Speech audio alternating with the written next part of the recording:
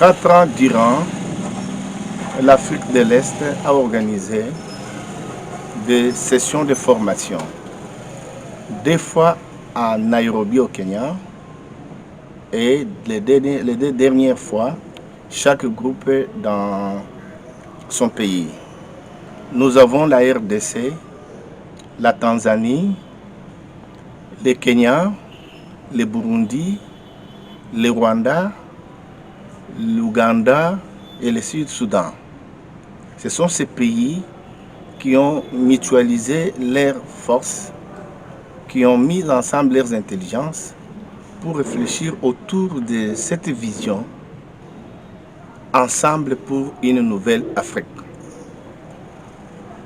Une nouvelle manière de gérer l'Afrique pour booster le développement. Après avoir constaté que les leaders politiques africains ont mis à genoux tous les pays africains, aujourd'hui, les jeunes universitaires voudraient réfléchir autrement autour de la gestion de leurs pays respectifs. Nous venons aujourd'hui de boucler pour cette année la dernière formation parce qu'elles étaient programmées pour 4 ans. Aujourd'hui, nous venons de terminer une formation qui a commencé les 3 et aujourd'hui les 6, nous venons de la terminer. Mes impressions ne peuvent être que meilleures, les impressions de succès et de réussite, parce que nous avons participé avec les jeunes universitaires, avec des tuteurs, les assistants et ceux qui ont terminé déjà leur cycle universitaire et qui sont dans la vie active, qui ont compris plusieurs notions, qui ont compris, intériorisé plusieurs notions.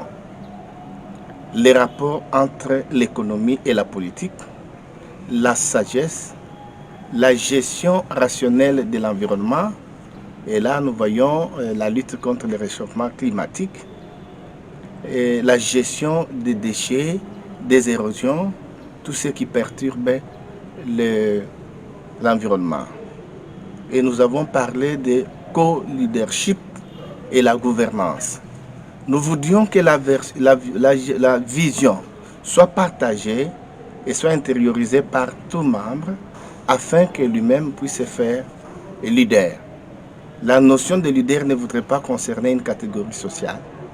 Voudrait bien que tout le monde soit appelé à devenir leader et qu'il participe à la gestion de sa société, pourquoi pas de son pays. Durant 4 jours, il y a eu des échanges entre le grand professeur, vous également, vous avez à intervenir. Qu'est-ce que vous demandez aux participants, surtout ceux du Kassai central? Nous demandons à ce qu'ils puissent d'abord être disponibles parce que nous avons présenté un projet ambitieux, le reboisement, la plantation des arbres, les arbres anti-érosifs, les arbres fruitiers et les arbres qui contribuent à la lutte contre le réchauffement climatique. Ce projet va concerner tous les espaces des écoles primaires, des écoles secondaires, des universités et instituts supérieurs et tous les espaces publics qui sont disponibles. Ces jeunes gens que nous avons formés, ces élites vont bientôt aller sur terrain pour qu'avant la fin de cette année civile, bien entendu, que nous puissions voir dans toutes nos écoles les arbres pousser. La Belgique nous a colonisés. Lorsqu'elle arrivait à ériger une école, la première chose c'était de planter les arbres. Mais quand nous sommes venus pour la gestion, nous avons détruit ces arbres. Et si vous regardez bien dans nos espaces des écoles, que ce soit des universités, nous n'avons pas des ombrages, nous n'avons pas de place où se reposer. Et il fait extrêmement chaud dans nos salles, que ce soit les salles de classe ou les salles d'université. Et donc, nous avons ces projets. Ce que nous attendons de se former, c'est d'aller sur terrain et montrer de quoi ils sont capables après avoir eu 4 jours de formation sur le co-leadership et la co-gouvernance pour gérer ensemble, gérer avec tout le monde la société et pourquoi pas le pays. C'est les souhaits. Les mots de clôture, c'est les souhaits. Plein succès, de bonnes choses aux lauréats, de bonnes choses aux bénéficiaires de cette formation. Et tous, nous sommes les serviteurs et nous attendons que nous puissions montrer de quoi nous sommes capables à l'issue de cette formation. Et je vous remercie. De prendre part aux 4 jours de sessions de formation organisées par Ensemble pour Nouvelle Afrique, quelles sont d'abord vos impressions? D'abord, c'est une immense joie qui m'anime en ce moment où j'ai bénéficié de cette opportunité de participer à cette séance de formation qui a duré 4 jours. Ça n'a pas été facile, mais nous avons commencé malgré les difficultés techniques, vu que c'est une formation que nous avons suivie en ligne, mais l'atterrissage a été bon. Durant 4 jours, il y a eu des interactions sur la protection de l'environnement, l'économie et la gestion. Vous pouvez nous dire qu'est-ce qui vous a le plus marqué durant les 4 jours de session de formation? Merci beaucoup, messieurs les journalistes.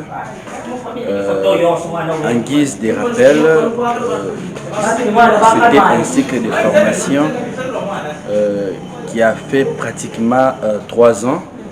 Et nous étions à la dernière étape de la 3e année, raison pour laquelle vous avez vu même la distribution des certificats aux différents participants. C'est vrai, chaque session avait au moins un sujet. Comme cette fois-ci, le sujet était maintenant vers l'avenir. C'est comme ça que les organisateurs, ensemble avec les autres responsables de la structure, ont pensé sur la question cruciale, la question même d'actualité. Vous êtes sans ignorer que nous sommes en train d'être menacés sur le plan environnemental. Nos forêts sont menacées. Alors il faut chercher un remède, voir comment juguler ces fléaux qui est en train de mettre en péril la vie humaine. Henri Kitenge, durant les 4 jours de sessions de formation, le grand professeur universitaire, le chef de travail ainsi que les jeunes leaders ont eu à prendre part. Et quelles sont les recommandations que vous reformulez vis-à-vis de ceux avec qui vous avez pris part pour le camp du Kassai central? Merci, messieurs les journalistes.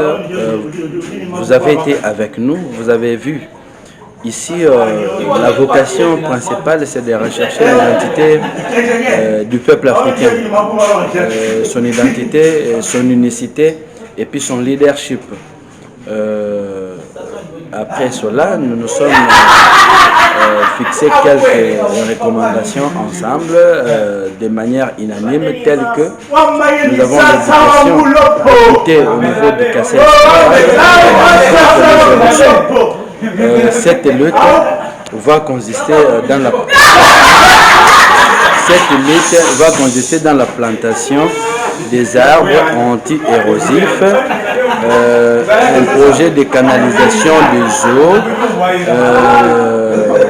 un projet aussi de sensibilisation sur la gestion des déchets et des immondices pour protéger notre environnement. Un mot de clôture? La seule chose que je puisse demander est que nous soyons unis.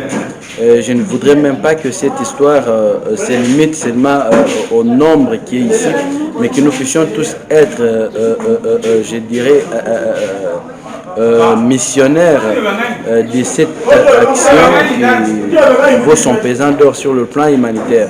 C'est que nous puissions répandre la nouvelle dans nos communes, dans nos quartiers, dans nos localités, pourquoi pas dans notre province, même dans le Grand Kassai. M. Henri Kitenge, nous vous disons sincèrement merci. Et c'est moi qui vous remercie et meilleure vue. Merci.